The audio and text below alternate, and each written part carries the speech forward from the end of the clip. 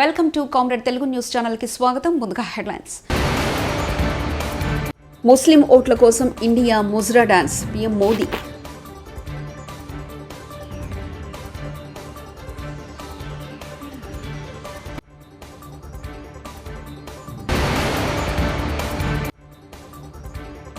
ధాన్యంపై కన్ను వేసి అవినీతి దందాకు ఈ సర్కారు తెరతీసిందని ఆయన ఆరోపించారు. కేటీఆర్.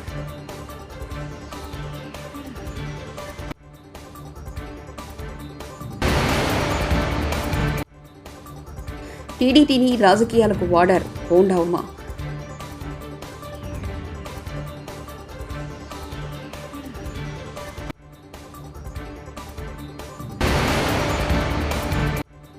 ఆ రోజే ఎందుకు కేసు నమోదు చేయలేదు? పేర్ని నాని.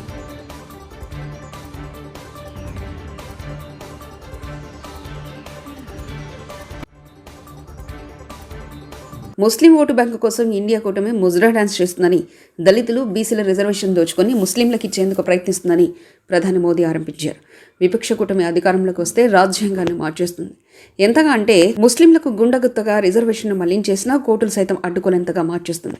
నేను చెప్తున్న ఈ వ్యాఖ్యలను లిఖితపూర్వకంగా ఖండించమని సవాల్ రుగుతున్నా, కానీ వారు అలా చేయరని మోదీ వ్యాఖ్యానించారు. అయితే కూటమి ప్రయత్నాలను తాము అడ్డుకుంటామన్నారు. శనివారం బీహార్లో పర్యటించిన మోదీ బక్సర్, ఖరాకట్, పాటలీపుత్ర లోక్సభ స్థానాల్లో ఎన్డీఏ కూటమి పక్షాన తరఫున ప్రచారం చేశారు. ఈ సందర్భంగా ఆయన ఇండియా కూటమిపై తీవ్ర విమర్శలు చేశారు. కూటమి పార్టీలు పొరుగు దేశాలకు భయపడుతున్నాయని అన్నారు. ఉగ్రవాదంపై తన పోరును అడ్డుకునేందుకు ఆ పార్టీలు ప్రయత్నిస్తున్నాయని దుయ్యబట్టారు. బీహార్ నుంచి వలస వెళ్లిన వారిపై పంజాబ్, తెలంగాణలోని కాంగ్రెస్ నాయకులు, తమిళనాడులోని డీఎంకే, బెంగాల్లోని టీఎంసీ నేతలు అవమానకరంగా మాట్లాడారని, ఈ వ్యాఖ్యలు ఇక్కడి వారిని ఎంత బాధ పెట్టాయో తనకు తెలుసని వ్యాఖ్యానించారు. लेकिन 500 साल बाद हमारी सभ्यता, हमारी आस्था का इतना बड़ा पल आया तो ये राम मंदिर को गालियां देने लगे, खोट ढूंढने लगे. ये लोग राम मंदिर बनने से बहुत नाराज हुए. ये लोग लगातार दबाव बना रहे हैं कि जैसे साहबानों का फैसला पलटा, वैसे ही राम मंदिर पर सर्वोच्च अदालत का फैसला भी पलटा जाए. మహారాష్ట్రలో ఆదాయ పన్ను శాఖ అధికారులు సోదాలు నిర్వహించారు.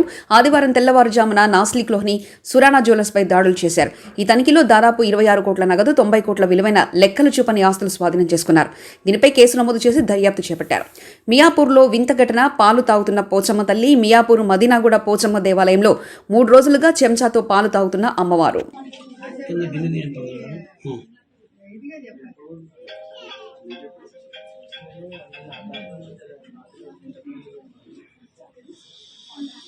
హైదరాబాద్, విజయవాడ, విశాఖపట్నంలో ధరలు కాస్త స్థిరంగానే కొనసాగుతున్నాయి.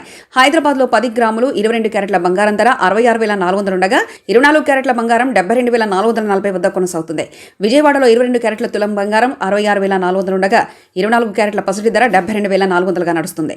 విశాఖపట్నంలో 10 గ్రాముల 22 క్యారెట్ల గోల్డ్ ధర 66,400, 24 క్యారెట్ల బంగారం ధర 72,400గా కొనసాగుతుంది. రేవంత్ రెడ్డి సర్కార్పై బీఆర్ఎస్ వర్కింగ్ ప్రెసిడెంట్ కేటీఆర్ మరోసారి నిప్పులు చెరిగారు.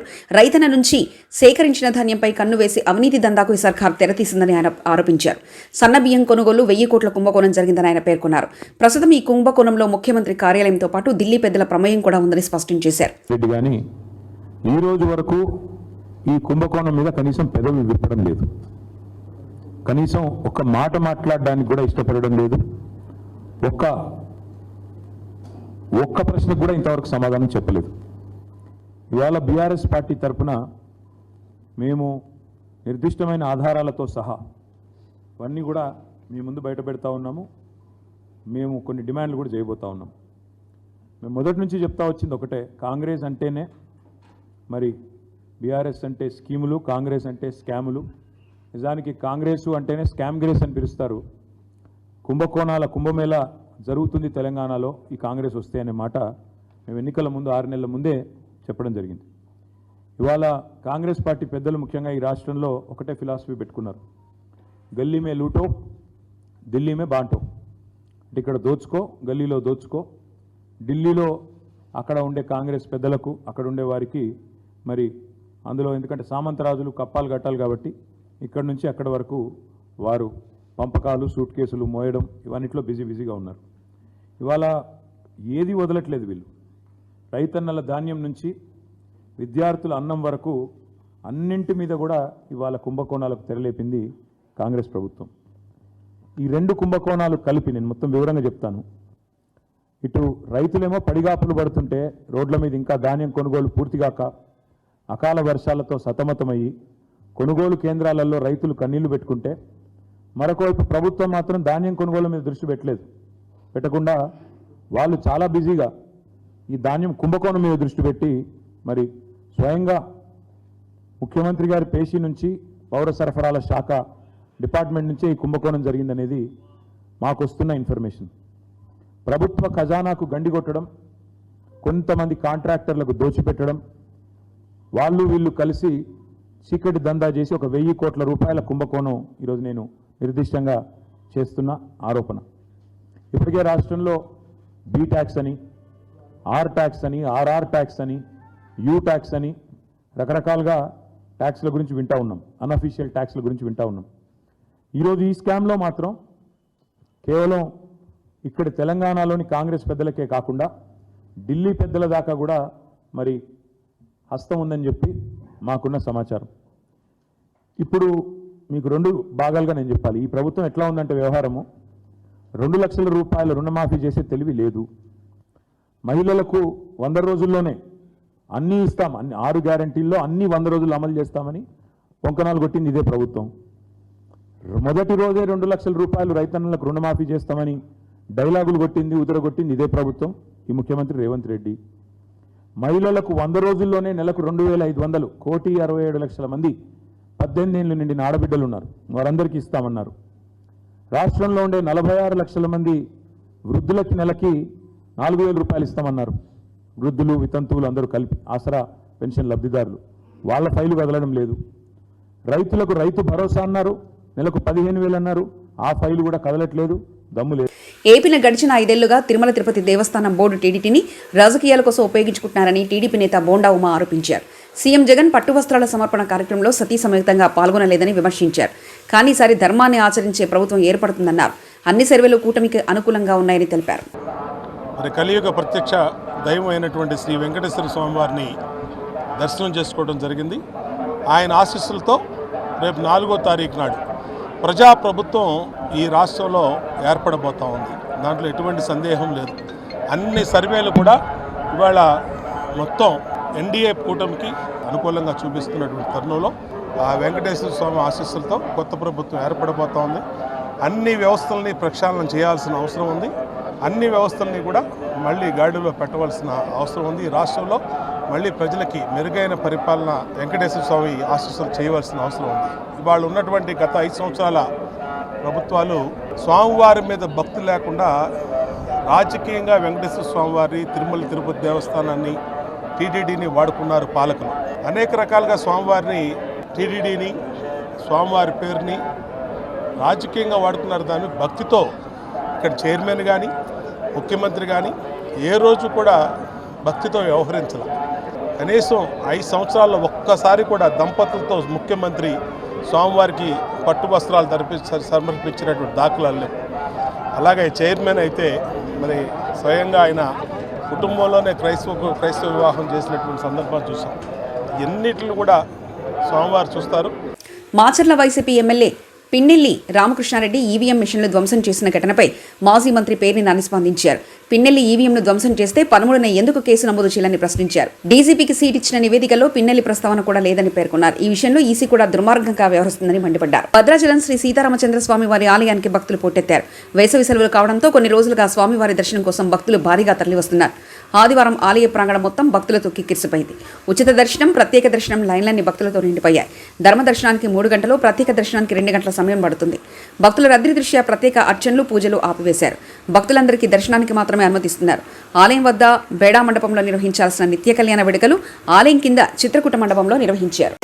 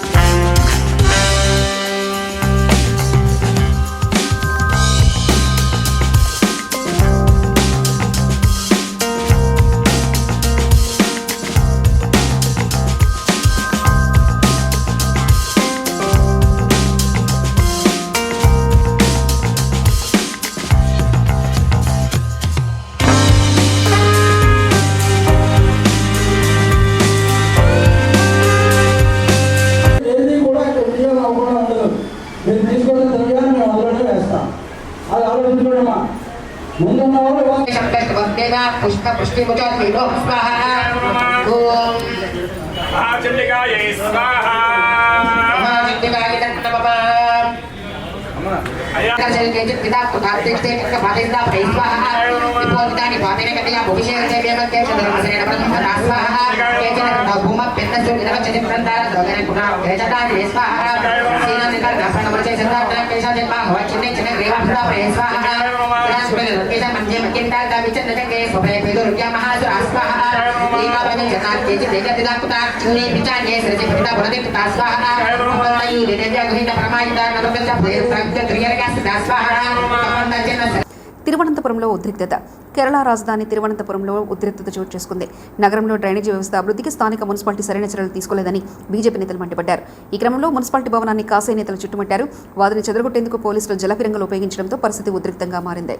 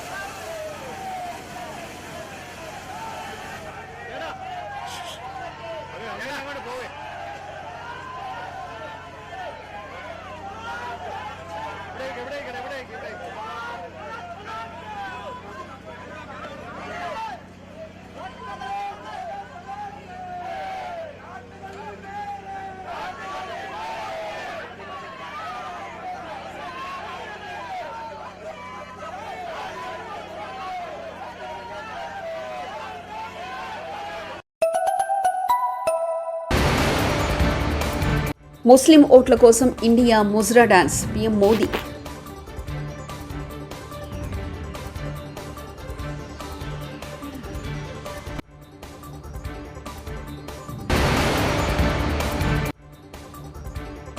ధాన్యంపై కన్ను వేసి అవినీతి దందాకు ఈ సర్కారు తెరతీసిందని ఆయన ఆరోపించారు. కేటీఆర్.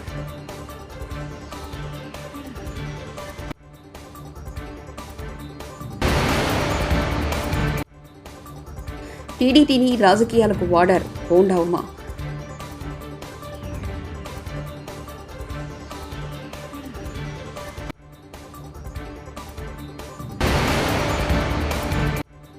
ఆ రోజే ఎందుకు కేసు నమోదు చేయలేదు? పేర్ని నాని.